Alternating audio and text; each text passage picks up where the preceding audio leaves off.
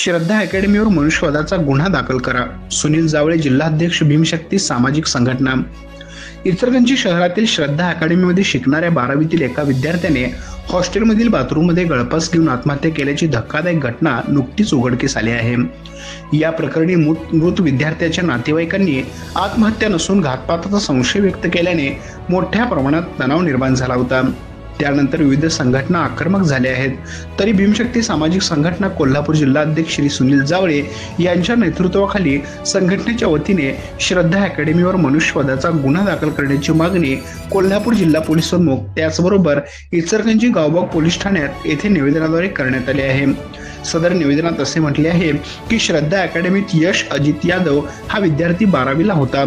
सोमवार दिनांक 13 जून 2025 रोजी आईला कॉल करून सांगितले की मला येथे त्रास होत आहे, मला घेऊन येऊन जा. आईने सांगितले मी उद्या येतो, काळजी करू नको. पण श्रद्धा अकॅडमीला कंटाळून आत्महत्या केली. तर भीमशक्ती सामाजिक संघटनेची मागणी आहे की अकॅडमीवर मनुष्यबळाचा गुन्हा दाखल करण्यात यावा.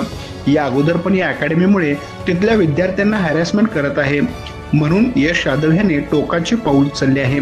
म्हणून गुन्ह्याची काळजीपूर्वक तपास करून हा अकॅडमीवर गुन्हा दाखल करण्यात यावा आणि जे कोणी दोषी असेल त्यांच्यावर कठोर कारवाई करण्यात यावी, अशी मागणी भीमशक्ती सामाजिक संघटनेच्या वतीने करण्यात आली असून असे न झाल्यास गावबाग पोलीस स्टेशनच्या दारात निदर्शने करण्यात येतील, असे निवेदनात म्हटले आहे.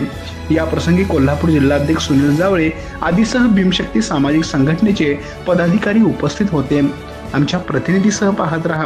अकॅडमीमध्ये ज्या विद्यार्थ्यानं फाशी घेतलेली आहे त्या विद्यार्थ्याचं आत्महत्या नसून हत्या झाली म्हणून त्यांच्या आई वडिलांनी पण आरोप केलेला आहे. तसंच आम्ही भीमशक्ती सामाजिक संघटनेच्या वतीने पण आरोप केलेला आहे.